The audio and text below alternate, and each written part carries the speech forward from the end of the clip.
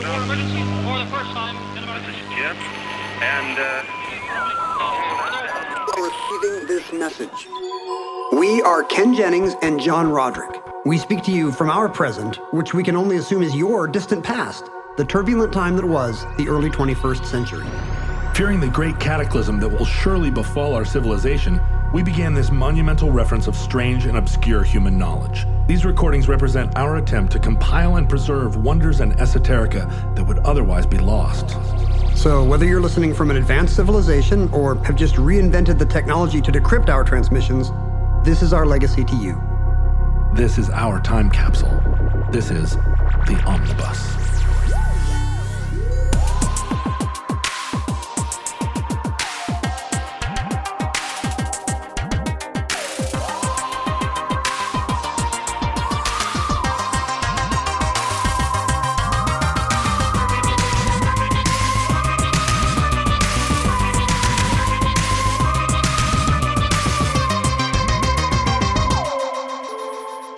You have accessed entry 1409.IS1902, certificate number 26478. The war between the states.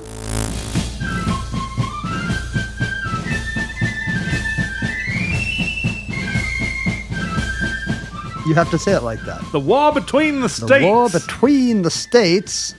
That's what I call it. Mm-hmm. We sound a little bit like FDR saying it, though. Yeah, exactly. The war. Why are we reading a newsreel in the 30s? It's because we're Kentucky Colonels. There we go. Yeah, that's right. We are. Go. We're Kentucky Colonels. We say it in the Appalachian form. Just say gentlemen before you say it, and then you'll say it right. Gentlemen. Gentlemen. The war between the states. The war between the states. Is what we call it. This is... Is that what we call it? Yeah. A lot of people don't know this, but in the Northwest, the U.S. Civil War is called the war between. The war between. It's like when you look at one of those maps of where they say pop or soda or drinking fountain versus bubbler. We're like a little bubbler island. Do you say pop or soda? I say soda. Yeah. Did you always though? No. This was a pop city that had a bunch of Californian soda sayers. I grew up saying pop. Yeah. And then people around the country were like, what? But I like pop now. It's pleasantly kind of old-fashioned to be like, I'll have a pop. Because what's better on a hot day? Exactly. Than a cold pop. You don't want a soda. You want a pop. A soda? What am I, like a research chemist? Please give me a soda. I still accidentally say it sometimes, like, is there any pop? And, and my daughter, who's been raised here by me, rolls her eyes at me. Pop. What percentage of the city of Seattle, what percentage of current Seattleites do you, John Roderick, think were born in the state of Washington? It's smaller than you would think, right? I mean, the population of Washington has trebled since we were even in our 20s. Yep, all from Palo Alto. Yeah, it's weird. Every single one of them. All 200,000 people or whatever. Or all those people getting chased out of red states that are like, I only have 3 places where I can be queer. It's right. Either Seattle or Paris or... Portland. That's right. That's right. And we're closer than Paris. Sort of concentrated up here. We're closer than Paris and have nicer scenery than Portland. Yeah, that's right. Sorry, Portland. Womp, womp. You have better food trucks. What's your number? What is what number? How many? John Roderick. What percentage of the current city of Seattle do you think was born in the state of Washington? 30 seconds. 40%. That's very close. It's like 35. It's just under 35. Less than 40. It's roughly a third. 2/3 of the people you meet on the street are like, doo-dee-doo, I was born in Maryland. And you're like, what? Wow, no kidding. Yeah. And you and I were both born in Washington. That's correct. So we're owed something. Where's my money? I was not born in King County. I was born in Snohomish County. So I'm a little on the bubble. But, Snohomish County has its own appeal. I mean, I wouldn't mind it if you went back there, frankly. Get out of town. Snohomish County, back to Snohomish County. You're ruining Seattle, Snohomish County. I was born about, 8 minutes north of the county line. No, it doesn't count. That's 8 minutes too far, my friend. What about you? On Capitol Hill at Group Health Cooperative Hospital. Is it still there? GHCH? Group Health is still there, but they tore the building down that I was born in, which was the original building, like the 1910 hospital building. To build a statue of you. They tore it down to build a nothing. It's just like some birch trees. And I thought, why tear it down? You could use it for a lot of things. Maybe today there's more Seattle women that want to give birth surrounded by birch trees. At the time, Their forehead being daubed by a doula, giving them birch syrup. I don't know if this may be one of those generational divides that exists between you and me, two Gen X standard bearers. But when I was born, they still took babies away and put them in a bassinet in a room full of other babies. Oh, yeah. Dads pacing with cigarettes. Yeah. And the dads could only see them through the window. And the mom had to stay in the hospital for like 2 weeks because that's what God intended. And when I was hungry as a little baby, the nurse would take me in, give me to my mother. She would loan you to your mother. She would feed me, and then they'd be like, "Okay, give the baby back." You don't know what you're doing. So my mom says, the first time she ever was alone with me was when they handed her to me as she left the hospital, like 2 weeks after I was born. And she was like, "Oh, this is awkward." Geez, I mean, I kind of know this baby, but this is when it hit her. I'm still going to be doing his taxes in 50 years. That's right. That was the first thing. The thing is, that's why most of the people my age smoked a lot between the ages of 15 and 40. Somehow you didn't. You managed to avoid it, but we all had cigarettes because we missed our. Because they missed the. You just had more nipple. Yeah. More nipple equals less. It's too bad smoking doesn't rhyme with nipple. Because that would be such a great slogan. Tipple, you could say it was why we're all alcoholics too. Oh yeah, there we go. Less nipple, more tipple. But is that true? Have drinking rates declined with breastfeeding on the rise? I'm not sure. Know. Everybody seems stoned now. We don't actually say the war between the states in Seattle. No, we say the Civil War. It's now nationwide to say the Civil War, even in parts of the country where you imagine people call it something weird. But the War of Northern Aggression. Well, we're going to get to that too. So it turned out everything I thought I know about we already did a show once about the nomenclature of the First and Second World War. Mm-hmm. You don't have to remember because I think it was called the nomenclature of the First and Second World Wars. What was it called? It was called the war before this one, I think, which was like the weirdest possible one. But this is the war. This is the war before this one. And just as with the First and Second World Wars, there wasn't some immediate consensus among politicians and headline writers, right? What the war should be called. Nowadays, and we talked about this on that show, wars are immediately branded. Well, of course, this is Operation Enduring Freedom. And those are all so catchy, we no longer remember them. Well, that was so laughable at the time. But what do we say? We say the Iraq War, the Iraq War II, or Operation Iraqi Freedom. You don't call it Operation Iraqi. I'm afraid I never. That's did. what me and all the boys say on the group chat. I don't say Gulf of America either, and I did not say Enduring Freedom. When I see a soldier, I'm like, "Hey, did you serve in Operation Iraqi Freedom?" I don't say, "Were you deployed?" I say, "Hey, tell me about Operation Iraqi Freedom." Hey, and then they're like, "No, I was in Afghanistan." Which was called. I think that might be Enduring Freedom. Enduring Freedom, which implies that the Iraqi freedom will be less enduring.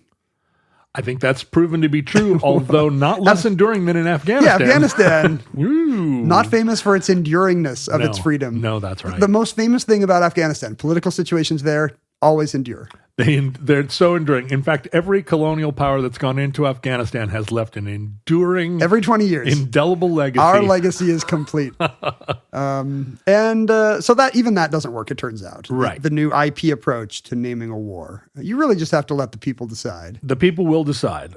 So it was what? The War of Southern Succession? What were the other terms for it? Secession, right? Sorry, yeah. Succession was that terrible TV show. Wait, you don't like Succession? No, I liked it. But you're right, because most wars would be the war of something, succession, because in the old days, wars tended to come about when there was a hereditary disagreement about a king or a duke or somebody. Right. I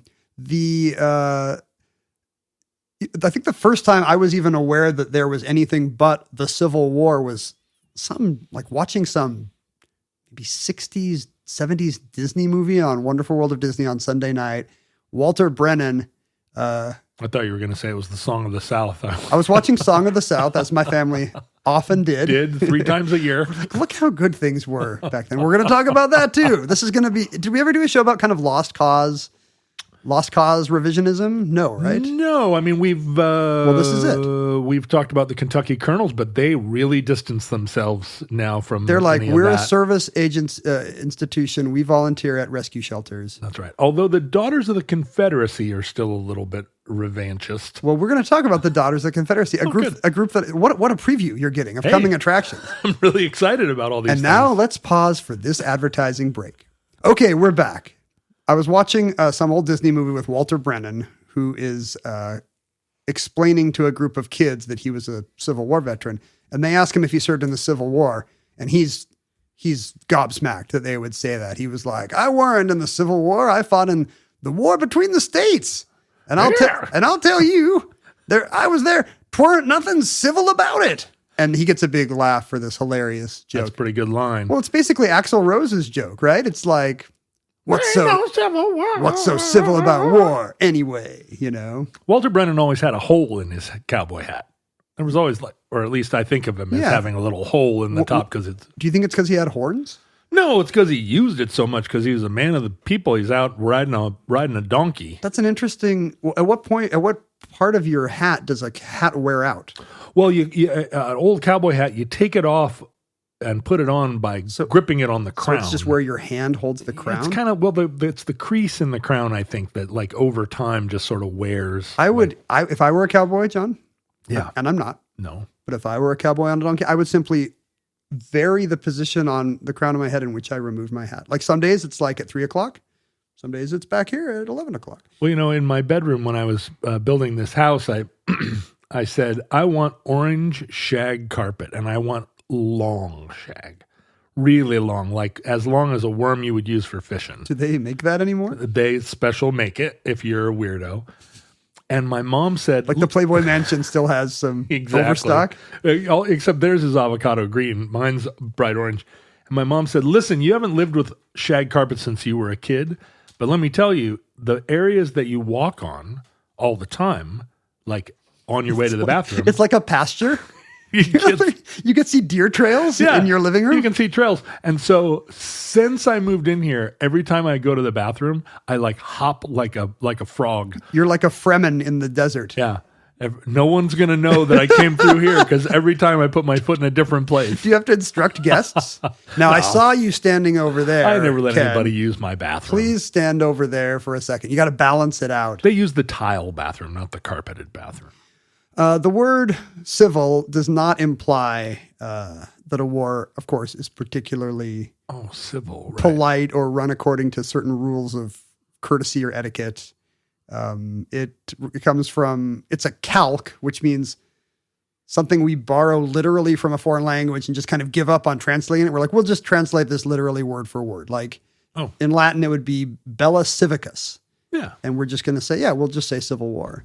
To them, that would have implied civil in the sense of between civil disobedience or civil rights. Yeah. Well, war of citizens. Like civicus would be, it's a war between the people of your civitas or whatever the noun is. The Greeks already had the same concept. For them, it was a polemos epidemios. It's not a war between you and somebody else. It's intramurals, basically. It's your own citizens having a problem. The Old English, we could go back to the Old English word ingoin. That's fun. Ingoin. But instead, to sound smarter. Sounds pretty elvish. We have, that's right. Yes, said Ingoin to Thranduil, these dwarves must not come into our palace. This is the sample sentence I just came up with. But now, what's the difference? Is there a Greek or Latin term for the difference between a citizen uprising and an actual division in the government between one faction and another? Well, that's the problem. Like if civil war just means a war among your citizens, it can be anything. Right. But we tend to think of a civil war more broadly as a certain kind of class struggle where two parties are divided for control of the whole nation. And so that's two problems with using, I guess that for the English Civil War, it actually works. Yeah. You had Parliament and you had Charles I. You had Cavaliers and Roundheads competing for who would control the nation. Two easily distinguished parties on a map. Whereas in the case of the U.S. Civil War, first of all, there's the problem of, and this is maybe slightly Southern revisionism. We're not going to be winking at Southern revisionism in this show, John. We're going to call it out where we see it. Okay. All right. I'm going to be on guard. Are you ready? Yeah, I'm ready. Even though you're a Kentucky colonel, are you ready to turn your back on your julep-swilling people? I feel pretty confident that I can recognize Southern revisionism because I've grown up in the United States where they try and sneak it in all the time. I grew up in 20th century America. We were lousy with it. Well, maybe it's like a fish in water, There's a lot of Southern revisionism here that I was kind of not aware of just because I'd grown up with it. Like, when all those Confederate statues were being torn down. Yeah. Like, and you were like, wait, they were all put up in 1927? That's what I didn't know. I was like, wait. yeah, that's the best part of all that stuff. It's all fake. Did I ever tell you, when I was in the band Harvey Danger, it was the first time I'd ever done a bus tour of the United States. And what bus tours look like is you drive all night in a very uncomfortable bus in what were, to me, very small bunks. So you are in a bunk. You're not just in like a slouched in a seat. No, you're in a bunk and the bus is going side to side, and the bunks are made for musicians who are typically 5'5". And so I'm crowded. I'm like I thought you said the bunks were made from musicians. I was very concerned. It feels like that. Former members of Harvey Danger. It smells like that. But then the bus arrives at the venue in the morning, and you get off the bus, and it's like, ugh, the morning, and you're in some parking lot somewhere. And when we were touring in the South, what do? You just sit on the bus all day in the sweltering sun playing, Mario Kart? No, you go to the Piggly Wiggly. Well, get a Coke. What I decided was I was going to, nobody wanted to join me on this, but I was going to go to every Civil War cemetery that I could find throughout the South, because they were all built on the edge of town in 1866. But now it's the middle of town, and typically kind of maybe not the best side of town, maybe close to where the crappy venues are, or in this case, the very deluxe venues. And so I went to all these Civil War cemeteries at that point, which were, of course, all Confederate cemeteries. And they had all these monumental statues of guys, on generals on horses. Yeah, rearing horses. And then you look at them all and it's like, erected by the Tennessee mothers of dead old white dudes and they were all from the 20s and 30s. Well, I did not see it because I was not a member of Harvey Danger. Well, not everybody could be a member of the Harvey Danger. The admission test was pretty stringent. I failed the eye test, and my fallen arches kept me out of Harvey Danger. And so I think it was not until the George Floyd era that I knew that all these, because I did not go to Operation Piggly Wiggly Freedom, right, like you did, and see all the cemeteries. Well, you got to keep your eyes peeled too. You got to look at the little thing at the bottom where it says erected. Not everybody wants to read all the way down. Not everyone wants to look at the word erected when they see a horse. Yeah, I Fair enough. I don't blame them.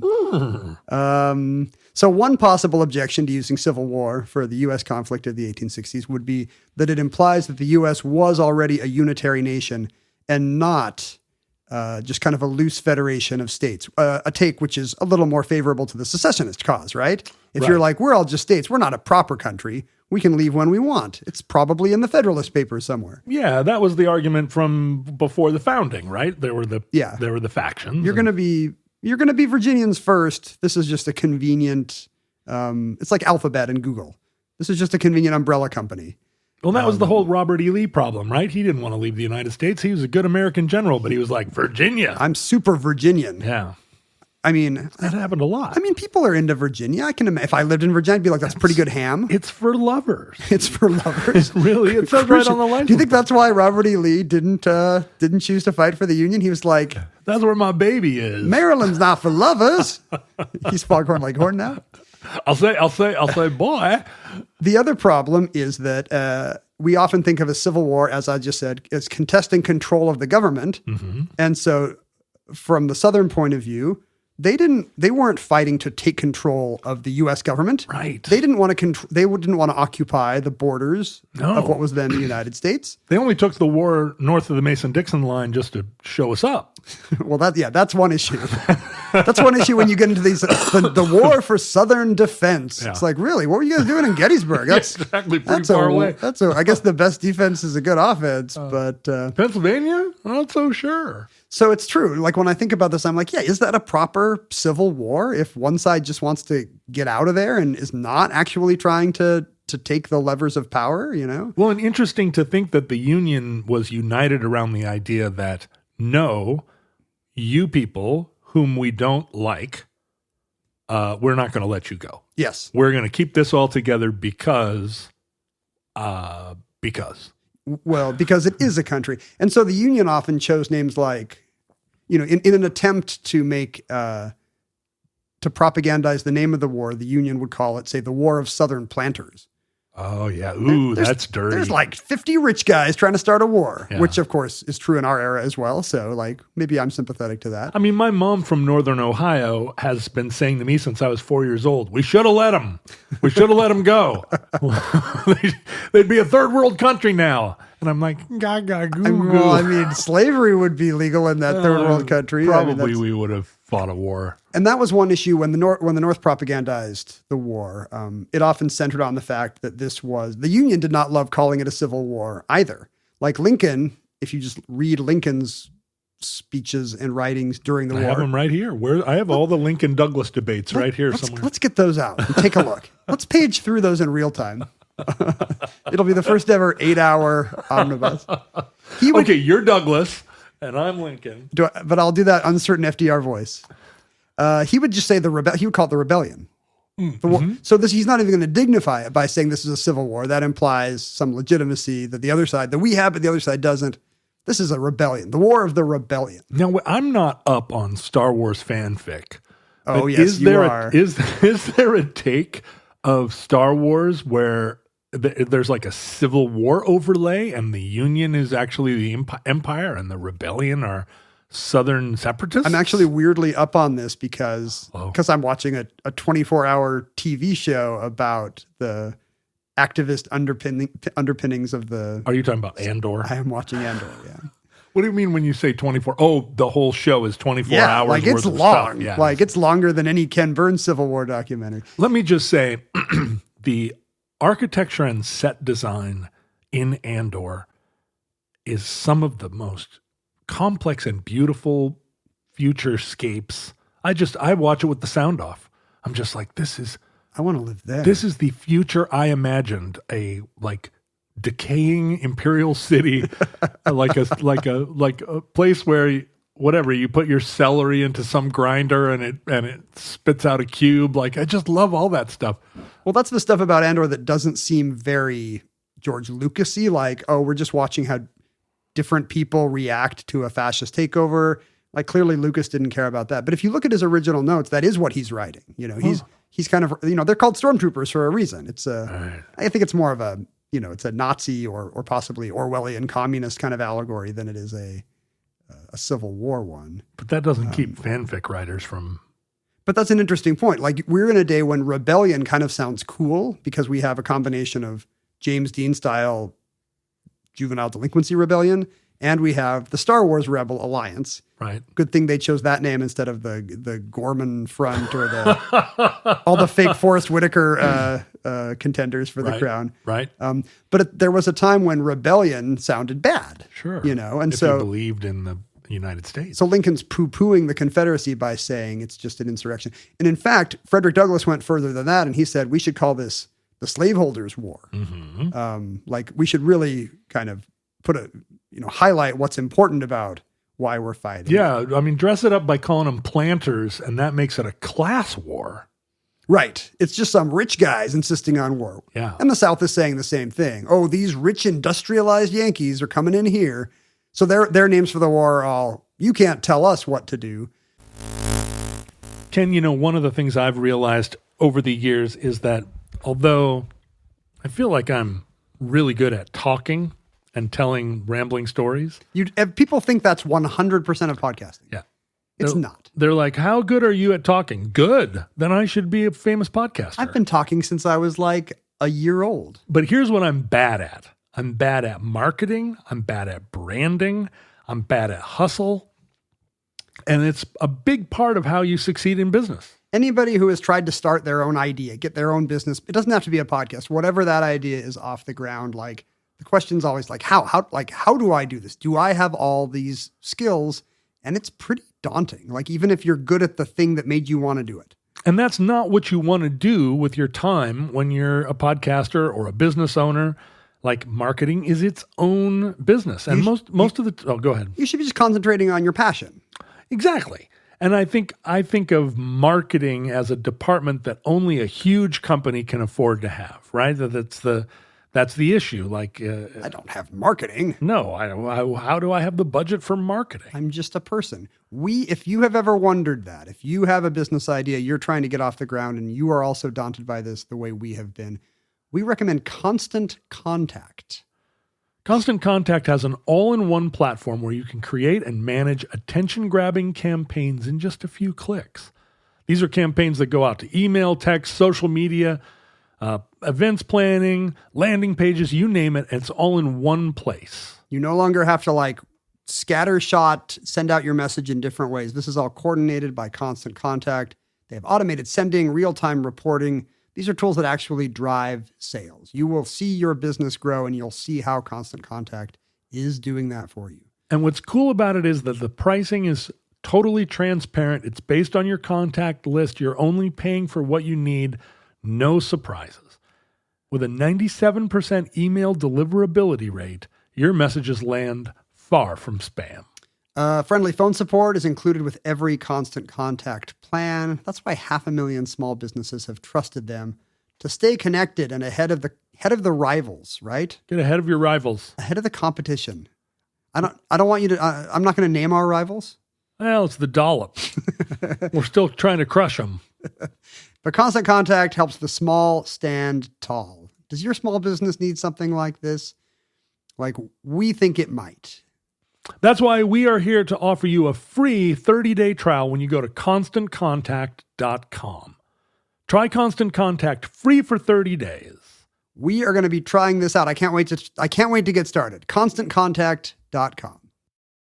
Ken, we're living in troubling times, and it's often the case that people are feeling more and more isolated, more and more troubled, more and more stressed and anxious, and there just aren't avenues for them to just get the talk and therapy they need. I like that you've always been very candid about how, actually being proactive about mental health has helped you out. And there's much less stigma about talk and other kinds of therapy than there used to be, which is fantastic. There is a lot more conversation around it, but actually getting into therapy can be a real challenge. The cost and also just the inconvenience. A lot of people don't have the time or want to make a long trip to find a therapist somewhere in their town. It's expensive. Very expensive. How do you find somebody? It just seems like all the problems with trying to find any other kind of practitioner, but just magnified because it's, how personal mental health is. I think one of the great things about online video is that it enables you to actually build a pretty good relationship with a therapist in a short amount of time from the comfort of your own home. But it's often hard. It's still just as hard under normal circumstances to find that therapist and start that relationship. I would recommend Rula. Rula partners with 100 different insurance plans, which means the average copay is just $15 per session. It's still real therapy from licensed professionals, but can you imagine if that was what your copay was? You wouldn't hesitate to pay that much if your physical health needed an intervention. If you're thinking therapy might be for you, what a chance to try it out. That's an incredible price point, and being able to find a therapist that's in your insurance plan without having to call or email all around town, what a benefit. They're an online therapy platform that offers no frustrating back and forth. They give you a curated list of licensed in-network therapists that are aligned with what you've said you need. You could get an appointment as soon as tomorrow. There's no reason not to try this. And there's no reason to live in a state of anxiety or fear or sadness without having the comfort and the insight of a conversation with a therapist.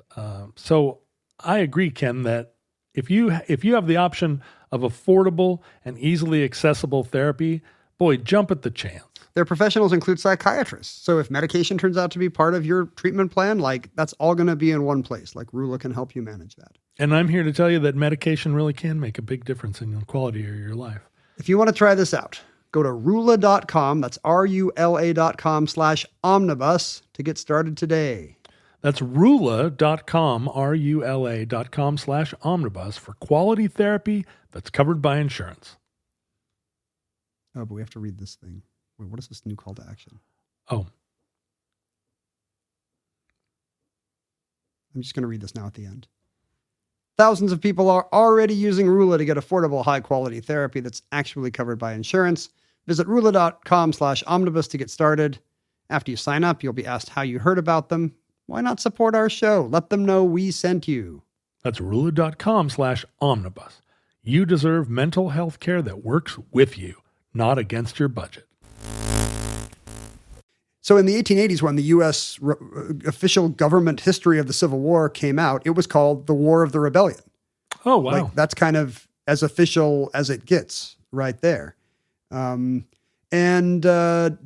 use of kind of the slaveholders' war stuck around in the North, and that started to fade after Reconstruction when the blacks' history of the war, the idea that there was the story of the war is the story of freeing the slaves. That also started to get unwritten a little bit. And the carpetbaggers all were bagging out, and they were like, well, we'll just let them make their own rules.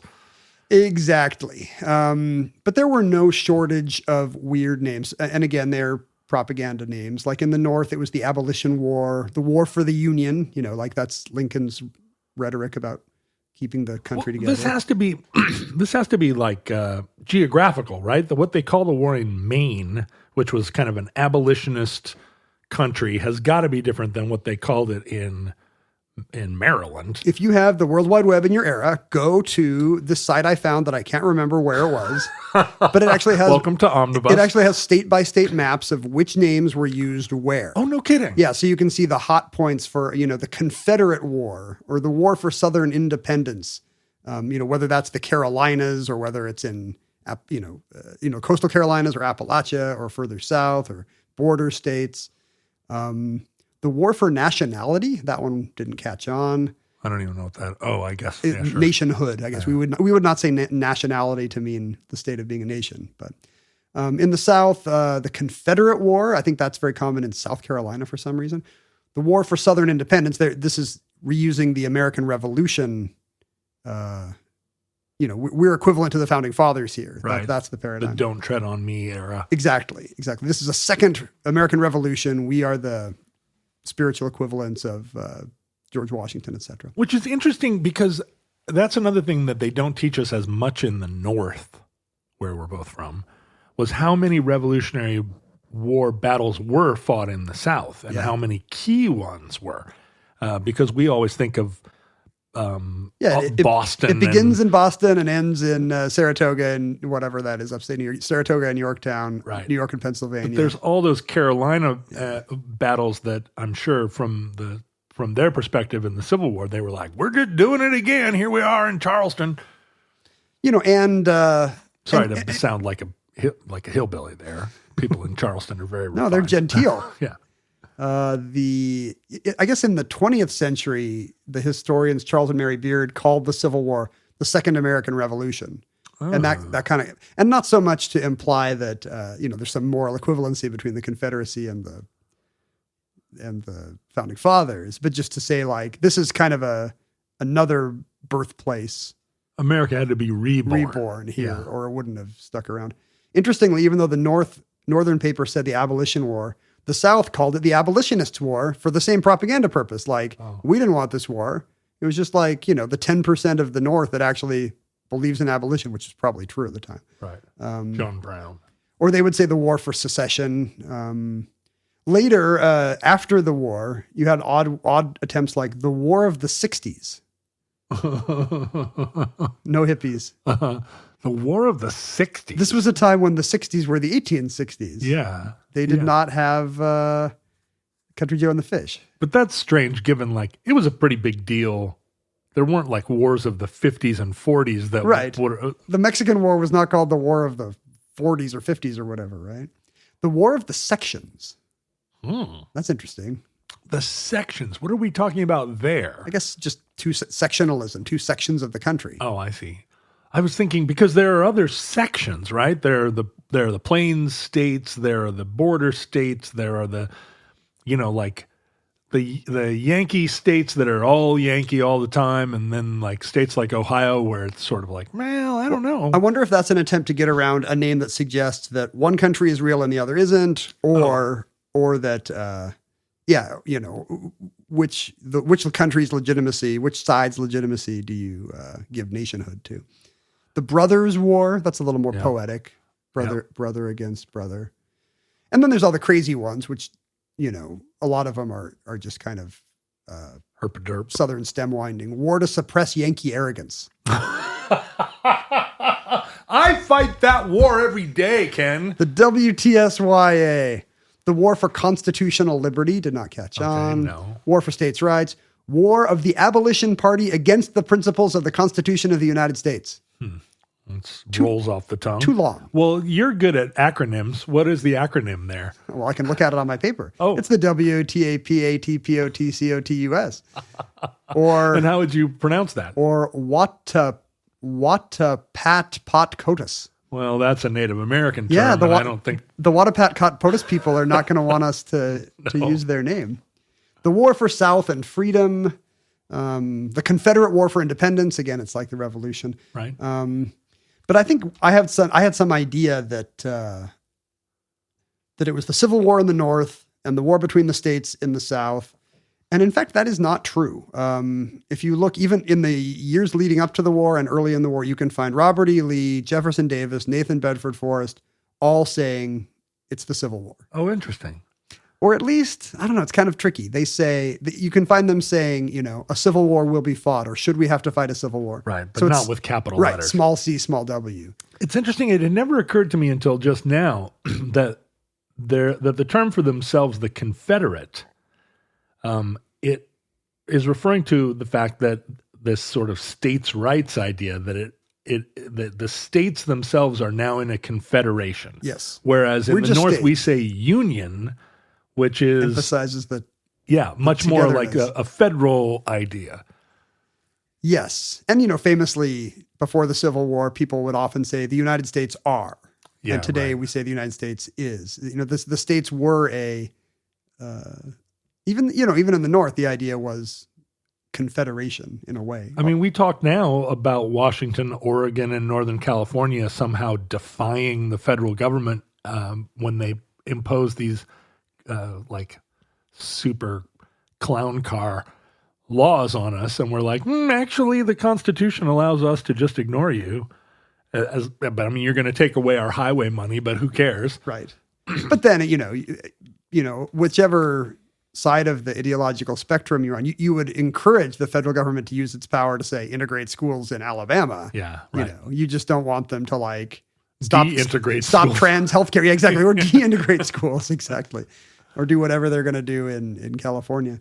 But in fact, that idea is pretty much wrong, that Civil War was the Northern phrase. In fact, as I said, Lincoln preferred the rebellion, War of the Rebellion, War of Insurrection. Terms like that really delegitimized the South were more standard in the North. And really switching to the Civil War was a kind of concession to the South after Reconstruction. Sure. The North really bent over backwards to let the South off the hook. So this is one of the many cases in which, rather than kind of reckoning with what the outcome of the Civil War was, we decided to see how much could just be shoved under the carpet in the name of papering over those wounds. The Civil War was like a compromise. Huh. Yeah, and it's really, despite the fact that we can name more outlandish names for the Civil War from the Southern side, it's really a concession to the South because it makes it seem like, your side was a legitimate, this wasn't an illegal rebellion. But they're always so dissatisfied with the Civil War. They're the only ones that are still throwing all these weird names at it. They just keep pushing. They get what they want, just like you often see in politics. You give somebody what you want, and you're like, okay, this is a reasonable accommodation on immigration. No, they don't want that. They're going to take that, and then they're still going to keep yelling at calling you an absolutist and an extremist. I mean, that's just, you're describing every marriage. I think this is, the causes for this were, to paper over the wounds. Also, specifically, and I didn't know this, the Spanish-American War was a real let's come together moment because a lot of the people who had been, who'd volunteered to fight were Southerners. Now, for the first time since the Civil War, really, you have North and South fighting together against a common enemy. And that's why all those weird Spanish-American War memorials went up in every U.S. city. you should do this on your next tour. Just go around to all the weird Spanish-American war memorials in Kansas City and in Spokane. It's so funny the way we're taught about the Spanish-American War because, I think it was only when I was in high school that whole William Randolph Hearst revisionism went around, and it was like, actually, it seems like maybe that was all like a drummed up Lusitania thing. No, nobody blew up the Maine at all. Yeah. Right. But at the time, one of the big effects of it was like, we must reach out a hand to our Southern brethren who have fought so valiantly in Cuba and the Philippines or whatever. Right. And the word rebellion was starting to look worse and worse because it was now being associated with sketchy leftists. Right. With sure. labor movements and bomb throwing anarchists. And now the word rebellion looked even worse. So it's kind of a subconscious olive branch. We all the North decides, okay, we can live with civil war. It's not the war of the rebellion anymore.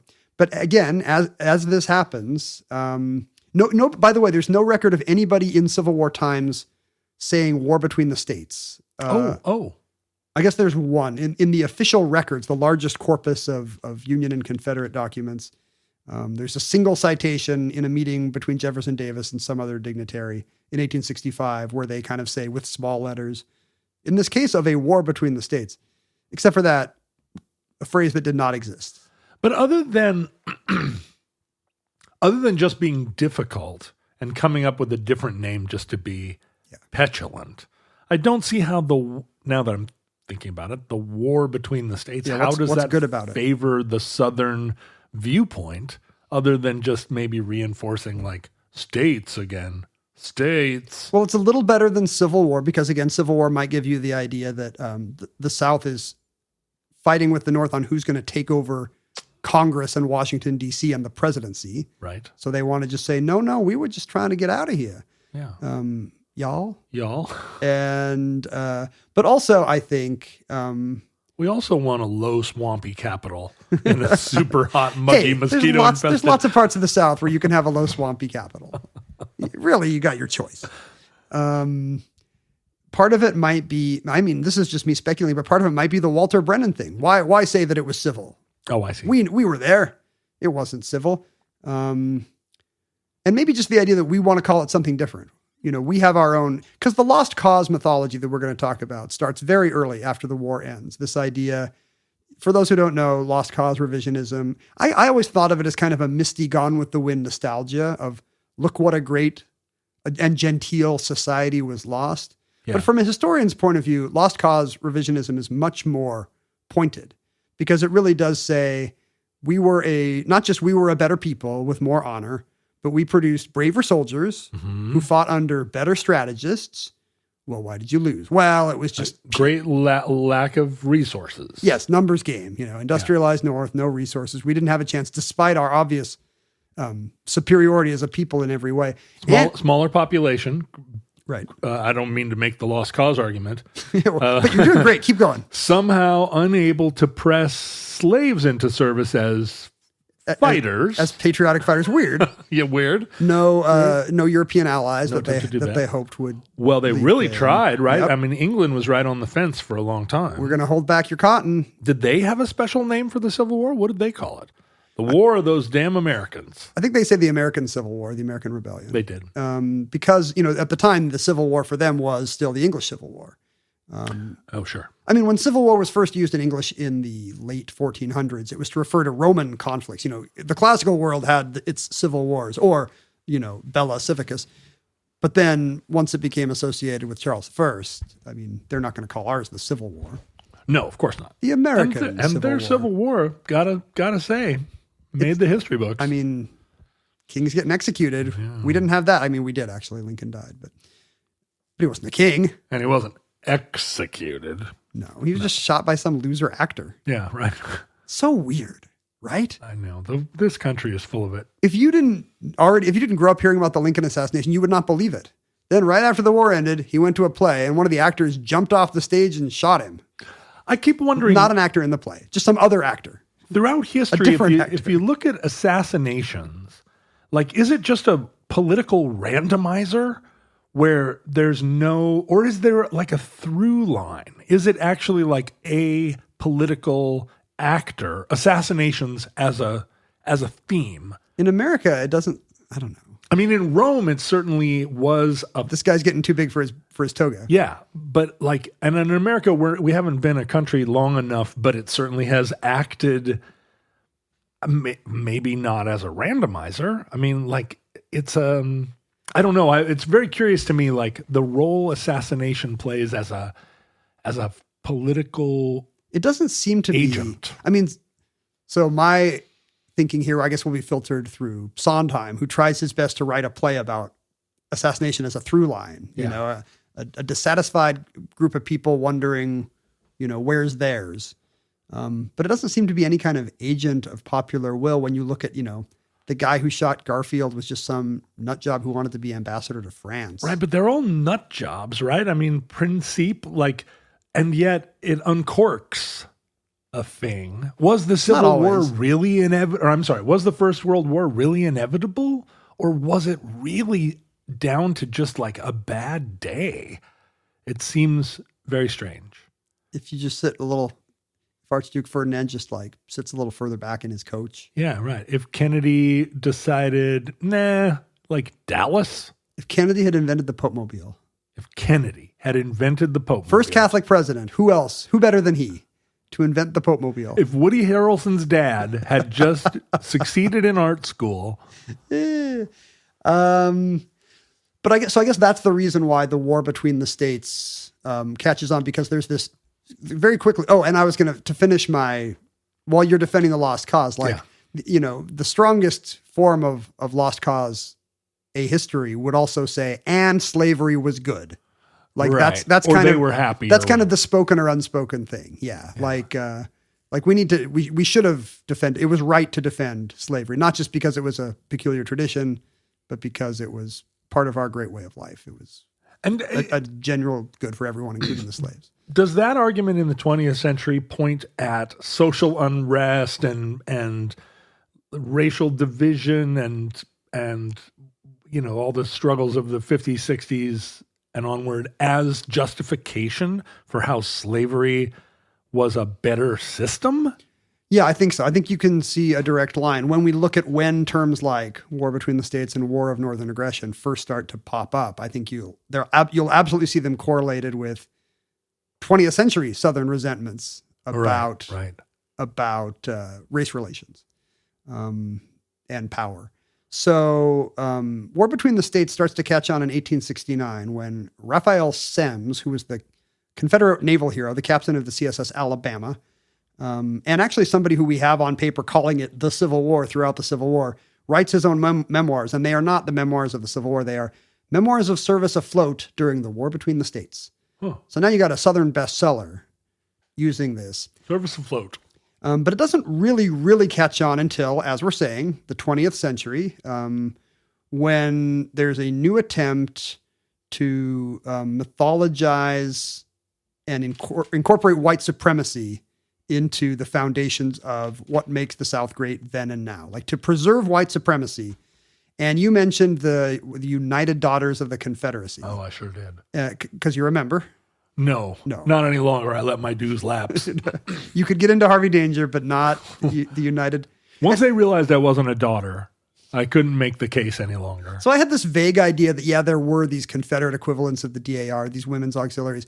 I had no idea to what degree they shaped massively. Lost cause culture. Like, we don't have it if not for the Daughters of the Confederacy. Yeah, that's right. They acted pretty much as the propaganda wing of the Ku Klux Klan during the Klan revival. Not just defending them, but actually creating shrines that would venerate their relics and creating all this kind of, the whole birth of a nation idea of the Klan as heroic defenders of Southern law in the face of carpetbagger violence. That all comes from these women of the Daughters of the Confederacy. Didn't they control Mount Vernon for a while? Oh, is that true? Robert E. Lee's home, at least, I think was like, it had fallen into disrepair and the Daughters of the Confederacy bought it and had it as like a place that you could come have tea. Oh, I didn't know that. I mean, they were a major organization in the U.S. They were huge. And they had a children's auxiliary. So children would have to give this catechism about, about what a Southerner believes. And I think as late as like in the 2000s, the United Daughters of the Confederacy website still had this catechism where children would talk about how like slaves were content and dutiful, Sure. They learned the banjo. Like this is like in the year 2008 or something. Like it's still on their website. I found this pamphlet from the 50s called "Let's Say War Between the States," in which the United Daughters of the Confederacy make the case that to say civil war is misleading and inexact because the war was not a class struggle. And really their point is that like the Confederacy was not just one faction, like for the fact that for 4 years, the Confederacy maintained an entirely separate government with its own currency, commerce, army, and navy, established that it was a separate nation. So it's very important to these women to defend the nationhood. And I don't want to say that it was all women. They're also it's literally called the Daughters of the Confederacy. But there is like this, there's an equivalent Sons of the Confederate Veterans or whatever. Like, sure. But they were like all the sheet wearing guys in your town were in one of these places, whether they were men or women. But my sense was that those organizations were out wearing sheets, but they didn't have the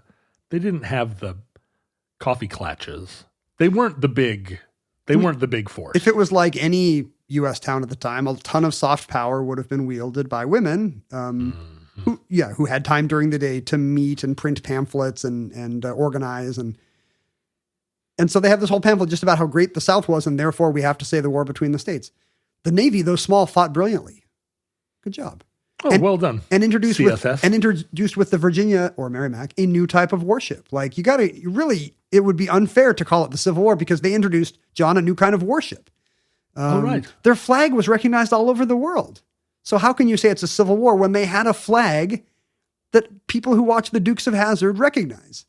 And I think they would say that, it's a war between the states in that it's not a war in which, 20 odd states divvied up sides. It's a war between two groups of states. It's not the war among the states, in other words. Oh yeah, right. Like it's a war between two states, as in the states, in nations. Didn't each cast lots, and Alabama was like, actually, I'm going to go with this other one. I'm just saying the states in war between the states are not the U.S. states. They are two new states. Yeah, I see. Two new nation states that are chunks of states. And the United Daughters of the Confederacy, like their power peaked in the 1950s, but it was sufficient. These are, again, organizing women. So they're approving textbooks for use statewide in much of the South. And these textbooks will still tell you, well, it's really, in this very pamphlet, they say the Civil War was just a sectional combat. Its roots were so complex that it's difficult for historians to agree on all the basic causes. Oh, yeah, it wasn't about slavery at all. It certainly was not about slavery. It was about railroads, and it was about the helicopter. But coincidentally, this influence is peaking in the 1950s, exactly as the South is also pushing back against, say, school integration, trying to keep Jim Crow laws alive. And it's in 1954 that a newspaper first uses the phrase "the War of Northern Aggression." So the same year, 1954, the same year as Brown versus Board. Wow. And in fact, it was because South Carolina was trying to make it happen. Like South Carolina in the following year, 1955, finally pays off its Confederate war debt or something. I don't know who it's paying to. The feds, maybe? Some kind of Reconstruction era deal. So South Carolina is finally done with whatever its reparations are. Its war debt is paid. It puts out a proud press release to this fact and just very casually and straight-facedly says, we have paid off our debt from the War of Northern Aggression. South Carolina still, at this point, famously had the Confederate flag as their state flag. Well, until what? Until pretty recently. Is South Carolina the one that actually changed? Yeah, their new flag is rad. It's got a palm tree and a star and I think maybe a crescent moon. It's like pretty cool flag now. I'm not saying I understand all the symbolism because maybe the palm tree is slavery. No, it's just a palmetto. Yeah. Right? I guess. I don't know. Beats me. I'm not going to get into Southern flag symbolism. Southern botany.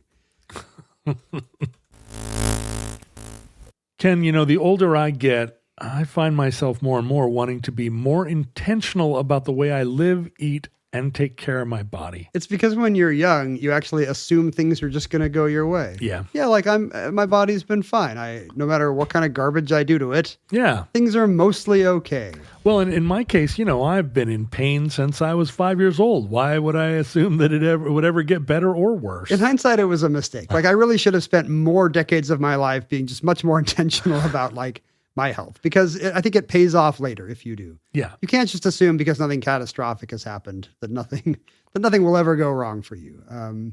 And one of the things John and I have been trying are these Mosh bars. They sent us these protein bars. Maybe you heard of them on Shark Tank? Yeah, they're actually, I don't like typical protein bars. I think they're, kind of dry and tasteless. And they have never been part of my day. No, kind of garbage. But these are actually really delicious. In fact, this is all you need to know. My daughter has been nabbing them from me. She sneaks in and grabs my Mosh bars. You can't eat your own Mosh bars. No, and the thing is that these were actually developed in part by Maria Shriver and her son Patrick Schwarzenegger. I just saw him on White Lotus. Yeah. I guess brain health is very important to them, and they want to develop, food education research that supports that interest. So they've worked with scientists and nutritionists to develop this bar that has ingredients that support brain health. Yeah, like ashwagandha and lion's mane and collagen and omega-3s. Maria's father suffered from Alzheimer's, and so that's what kind of propelled them into trying to, dedicate themselves to help other families dealing with this debilitating disease. So if you want to find ways to both give back to others and fuel your body and your brain, Mosh bars are the perfect choice for you. Head to moshlife.com/omnibus to save 20% off plus free shipping on the Bestsellers Trial Pack. That's a good deal. Yeah, I had the Bestsellers Trial Pack, and there wasn't a bad bar in them. It caught on in your household. It did. 20% off plus free shipping on the Bestsellers Trial Pack when you go to moshlife.com/omnibus. Thank you, Mosh, for sponsoring this episode. So, you can see the timing of this. The popularity of war between the states lines up in the 20s and 30s with this Daughters of the Confederacy revisionism about the Klan and white supremacy and so forth. And then War of Northern Aggression comes out in the 50s when they are facing literally, aggression from the North in trying to impose national law as far as integration. So they're trying to paint this picture. Southern states were trying to paint a picture of, once again, the North has overstepped and the result will be bloody and violent, and we all regret the Civil War. So let's not do this again. Right. That's right. So it's a pretty important ideological point. You guys don't want another Civil War, do you? Stop integrating our schools. It's not a subtle threat that's being made. But that era did not last. There was a study of Civil War nomenclature in the South, and by 1994, only 6.5% of respondents said they referred to it as the war between the states. Less than 1% would say War of Northern Aggression. I mean, we made it sound pretty clowny in the sense that the reaction seems like from most Americans was yeah, okay. I'm sure if you go to the South today, you can find, like the dumbest guy at the bar might say War of Northern Aggression. But yeah, it's pretty easy to make that sound dumb. Well, what's funny is the imagery of the South has kind of been franchised. Like if you go out to rural Washington, you'll find somebody flying the Confederate flag. And it's really? Really? Person in Yakima? Like the idea of the Confederacy. Did you not know the Confederacy had had an outpost in... Well, I should say that Washington State, which was founded only just a decade before the Civil War, and was sparsely populated with... colonial settlers. Few white folks. After the Civil War, became a kind of haven for Confederate veterans. And there was a Confederate cemetery on Capitol Hill that was only really discovered during the pandemic by people that were like, why is there a Confederate cemetery? And there was a statue, and it got defaced during the, like, let's pull down the statues. It didn't have like a horse on it. It was an obelisk, but it was right next to Volunteer Park. Oh, it's in that cemetery? It's right outside of that cemetery. It's a little kind of park with a bunch. So Bruce Lee is not buried in a Confederate cemetery. No, and it's not all Confederate veterans, but at the core of it, the center of it, is a Confederate cemetery. Well, the United Daughters of the Confederacy have been keeping their heads down, by the way. Like, for basically over a decade, they've refused to give interviews. They don't want any press coverage. They have a pretty fancy headquarters on what used to be the Boulevard in Richmond. It is now Arthur Ashe Boulevard, which I have to assume the Daughters of the Confederacy are not crazy about. Their street address has been renamed for an African-American hero. I wonder if they use a different street address in internal correspondence. We still call it the Boulevard at our luncheons. Well, you know, the Seattle chapter of the Daughters of the Confederacy had a big, grand building on Capitol Hill. Really? That became the movie theater, the Harvard Exit. No. The Harvard Exit is in the former Daughters of the Confederacy meeting hall, and that's crazy. That whole building, and that's what that theater was. It was their meeting hall. It was their meeting hall to wave the stars and bars. It was, and share their Klan relics. Afraid so. And then it's the Mexican consulate now. So that's right. It is. We got the civilization got the last laugh. Well, you know, the white neo-colonial house across Harvard, right? The event center was it looks like a plantation house. It was the Daughters of the American Revolution who built their meeting hall right across the street from or maybe it was the other way around. Now it's just noisy, drunk wedding parties. Afraid so. The DAR needs to hang the DJ, I think. So the Daughters of the Confederacy, you know, all this stuff is still on their website, but it doesn't seem like they're quiet about their membership, possibly because it is not exactly thriving, I would assume. It's not something that if you're running for office, even down there, I don't think you put it in the like top line of your.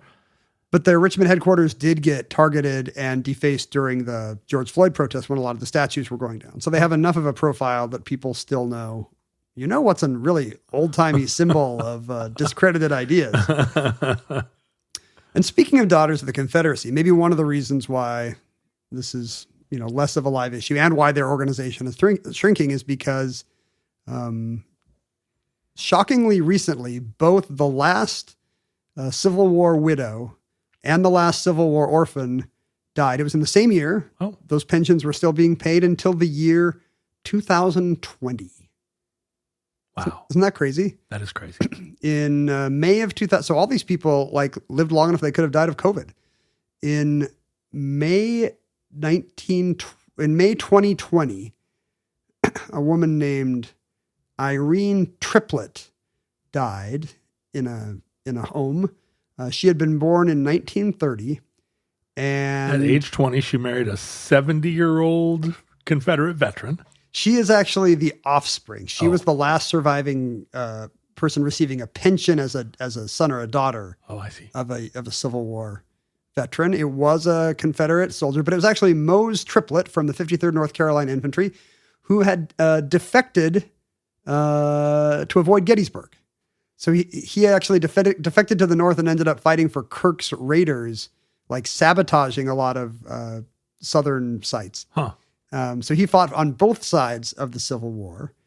And then at age 83, he married apparently a woman with some mental handicaps, mental disabilities, named Elida Hall, who was 34. So a mere 49-year age gap. But apparently this was common in the 1930s, in the Depression, because you still had this generation of very old people who in an economic depression needed someone to take care of them and who had this pension. Oh, sure. So you had this generation of old guys who needed caretakers and had income. Yeah. And so you had a lot of these marriages to very, you know, shockingly young. Third wife women. After your first two wives died. As you can imagine, Mose Triplett was not a hero when he returned to North Carolina after defecting and serving with Kirk's Raiders. So it was not an easy life for his wife and his kids. But Irene Triplett received $73.13 a month all the way through 2020, which she mostly spent on Dr. Pepper and tobacco. Hey, sounds like my kind of people. She, I think, also had some kind of cognitive challenges like her mom and her siblings did. But her obituary says that she, when she died in her home, she loved gospel music, cream cheese balls, and laughing. Who among us? Dr. Pepper, tobacco, and cream cheese balls will induce laughing. I guess nobody knew who she was until like two kind of, weird Civil War buffs found out. Some husband and wife found out, and they went to visit her and were like, oh my gosh, she's like the last surviving Civil War child. And so they would bring her Dr. Pepper and tobacco. I guess. So she didn't have to pay her $73 out to That's right. So she could use her $73 for the place where she was living. Gospel, cream cheese balls, and laughing. The funny thing is when she died, there was still a surviving Civil War widow because Helen Viola Jackson did not die until October of 2020 at age 101. Hers is an interesting and similar story. In 1936, during the Depression, she was only 17 years old, and she married her 93-year-old neighbor, I think Bolin Jackson.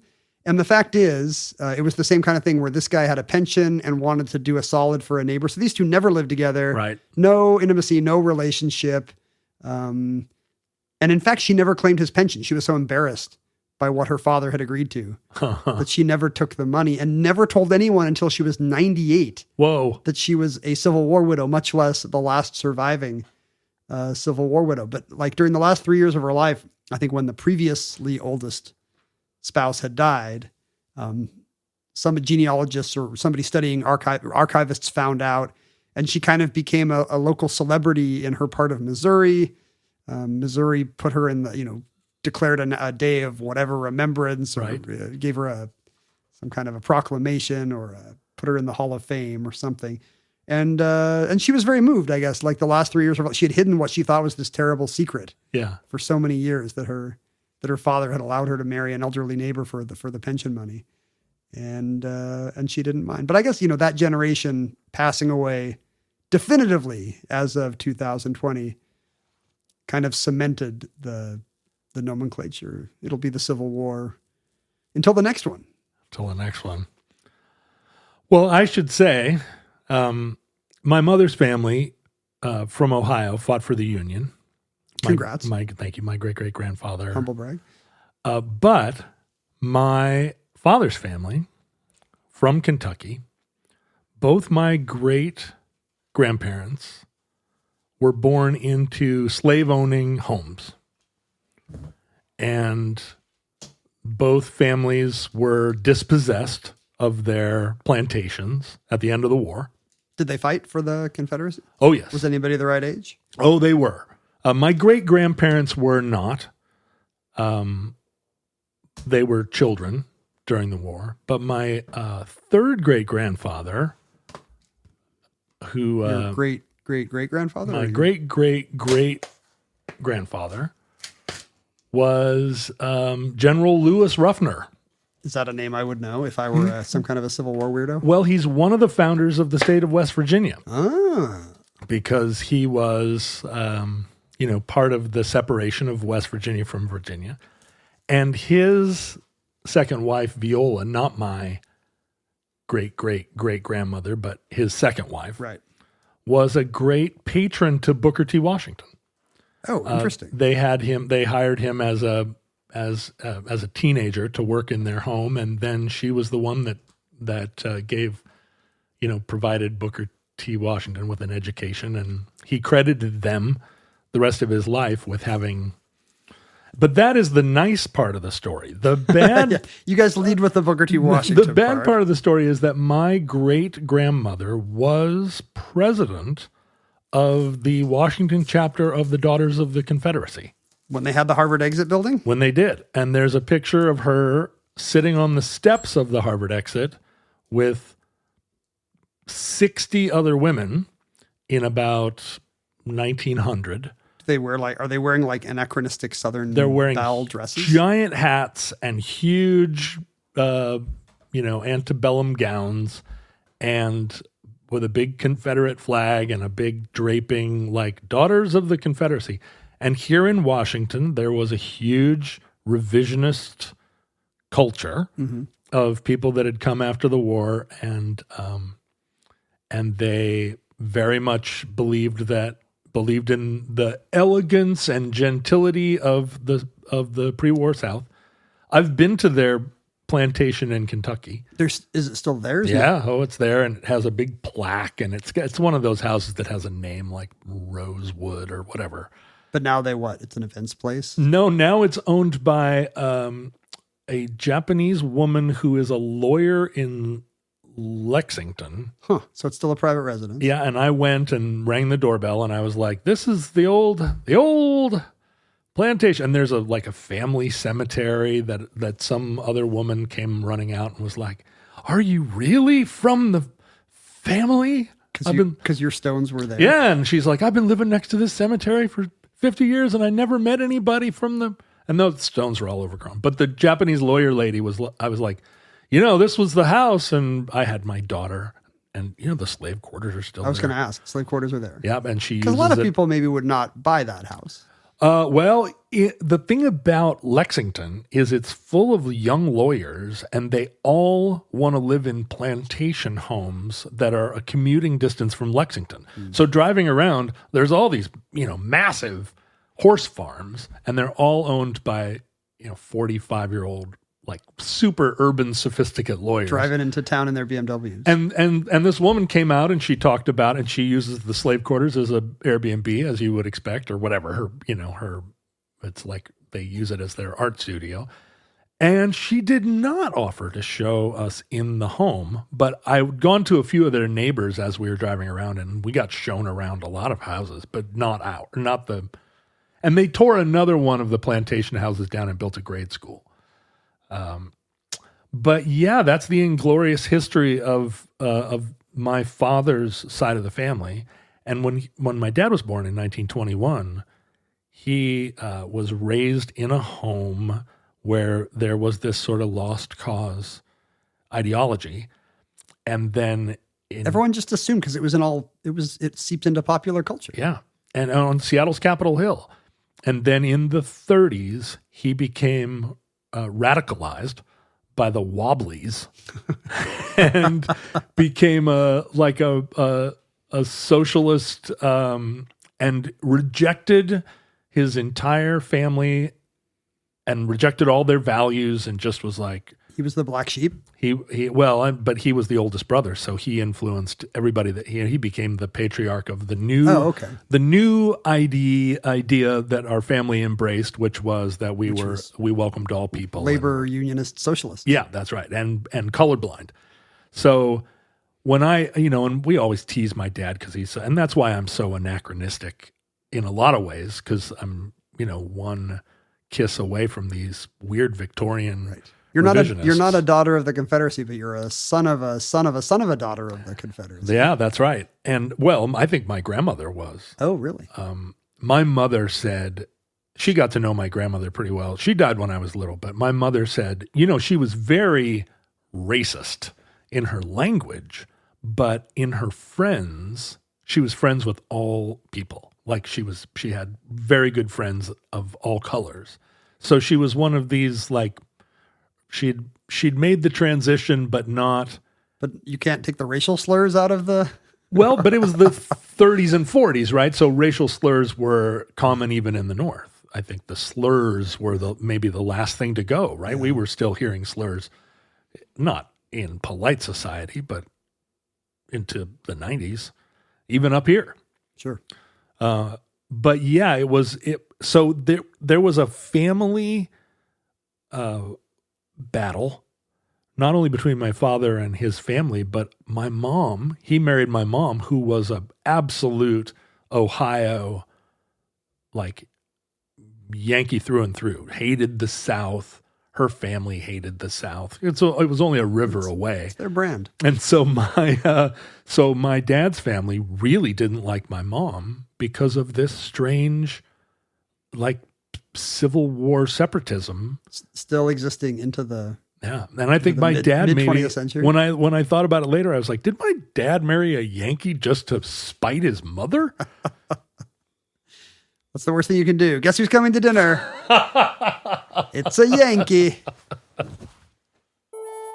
And that concludes The Wall Between the States. Entry 1409.IS1902. Certificate number 26478 in the omnibus. Futurelings, social media is a big pile of trash. And I think there's a lot of Southern revisionism on social media that's masquerading as a lot of other things. It's connected to the fact that birds aren't real and to the fact that chemtrails are. Chemtrails are. The world is flat. All these things are popularized now and not connected to Southern revisionism. Now that we got the fluoride out of the water, we can see things for what they are. I think it's strange that the Appalachian South has franchised itself to be a brand for a certain kind of camouflage baseball hat wearing person that has no connection to like whatever the ideas of states' rights or the South, but it's some kind of this feeling that they are resistant to federal authority and that the feds are the enemy. I mean, the South is still, the Confederacy is still the best symbol of resistance to federal authority. That's right. Hundreds of thousands of people died. If you want to graze your cattle on federal land without paying the lease, what better like role model than Nathan Bedford Forrest? Exactly. Which is why I see all the time, like pictures of General Sherman on social media used as the counter to anybody who's like, well, we should be allowed. And then somebody will just post Sherman sitting there with his all scruffy beard and his like jacket unbuttoned. And it's just like a total, like, go for it. Sherman's also like, you guys are 0 for 1. You're 0 and 1. That's right. But anyway, you shouldn't be on social media any more than you should go on Reddit. You should abandon all those things. We should go back to living in small towns. Try that in a small town. Even if you're in Seattle, it's just a collection of small towns. There's Queer Town. There's other Queer Town. I've seen a lot of discourse around, 'cause the left Democrats are obsessed with the idea of why don't we have a Joe Rogan? We could have won the election if we had a Joe Rogan. Isn't it you? I'm clearly the Joe Rogan of the left. Well, that's their idea. Like, which podcaster? That's what they're saying. Which podcaster will it be? And a lot of the ideas I've seen have been like, all these mega donors, instead of trying to create a Joe Rogan of the left, should just like restart alt weeklies in 20 American cities and hire 10 reporters each. You could do that so cheap. Adbusters. Or take over like the websites of small city papers that have gone under. Hire a few local reporters to write about high school football and new supermarkets, and also to investigate the crazy local politics and the wackadoodles on the school board. You could build America that way too. It's funny, we had Jon Stewart and Colbert like a decade ago, and it didn't work. Stewart was really smart and funny, and everybody liked him, and Colbert did that wonderful satire. And it worked. It gave us all a thing. Wouldn't Obama have been president for 8 years even without The Daily Show? Yeah, I think so. But it at least gave a voice to people that were like, haha. Yeah. But then Stewart, I don't know, have you consumed any of his recent commentary? It sounds like he's gone a little shrill about it. I'm not sure. I mean, obviously we're all a little shrill. That's also the impression I get. But I don't know. I haven't watched it. Colbert has just kind of like become another milquetoast. He's just Catholic nightly dad. hope. Yeah, Catholic dad. I think that the new Joe Rogans of the left should be you and me with our weird both sides takes. If they're just picking a podcast, if that's how you do it, yeah, sure. Give us $1 billion and we'll just be two woke white guys over here. Look at the empire we could create. No, I have no interest in being the Joe Rogan of anything. Yeah, because the problem is you have to be Joe Rogan. I don't want to be Joe Rogan. Well, what I do want is for you all, y'all, as my great grandmother would have said, I want y'all to go become futurelings and go on our many social media places where the futurelings congregate, because they're all very smart and they're very interesting. And those are interesting communities to belong to, small communities.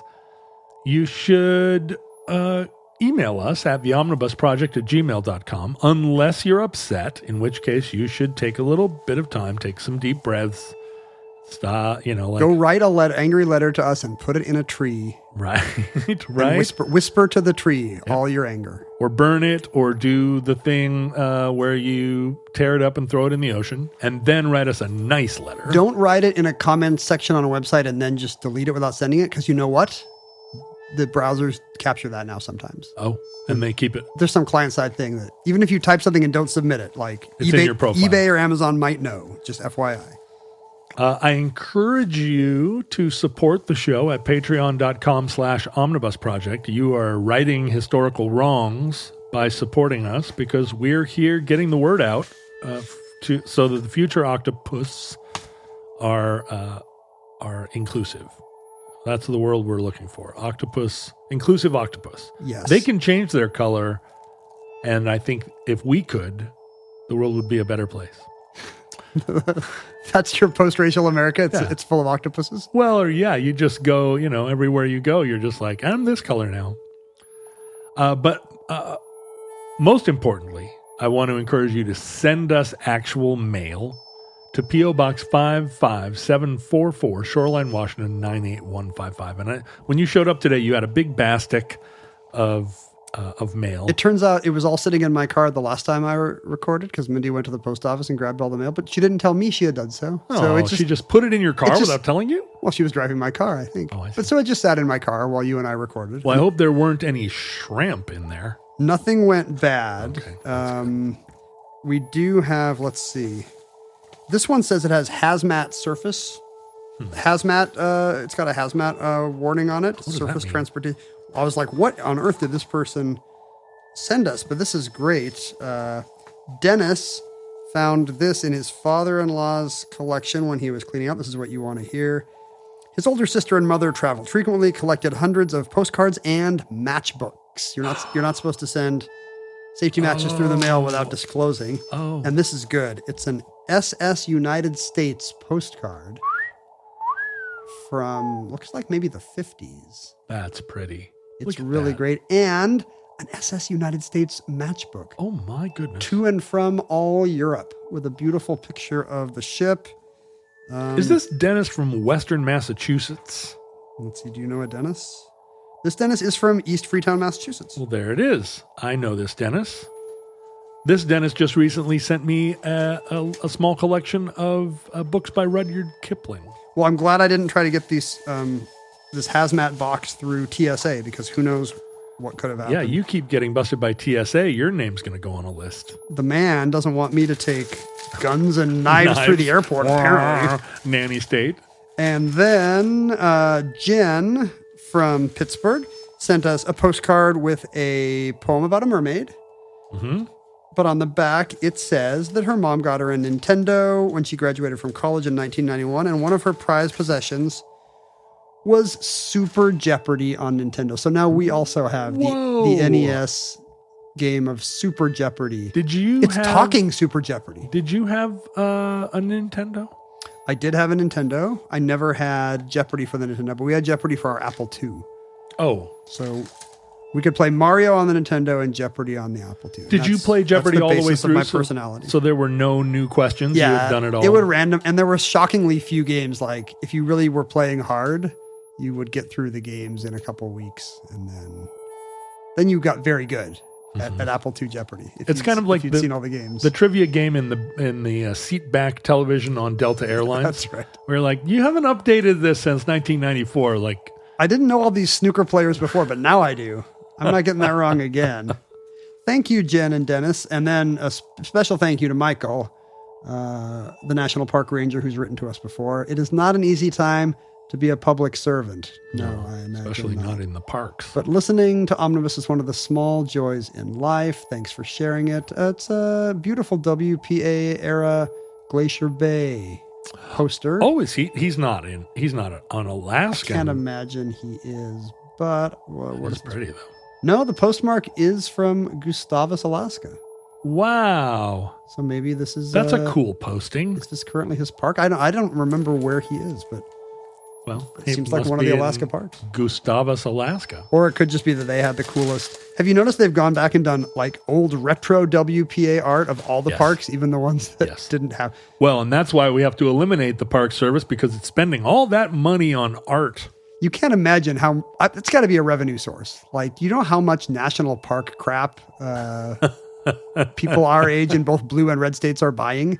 So much. I feel like if you're driving around the country in a $175,000 Sprinter van with like your dog and your beautiful spouse, you also are going to have WPA themed T-shirts and maybe even a poster hanging in the van. I have a National Park Service board game.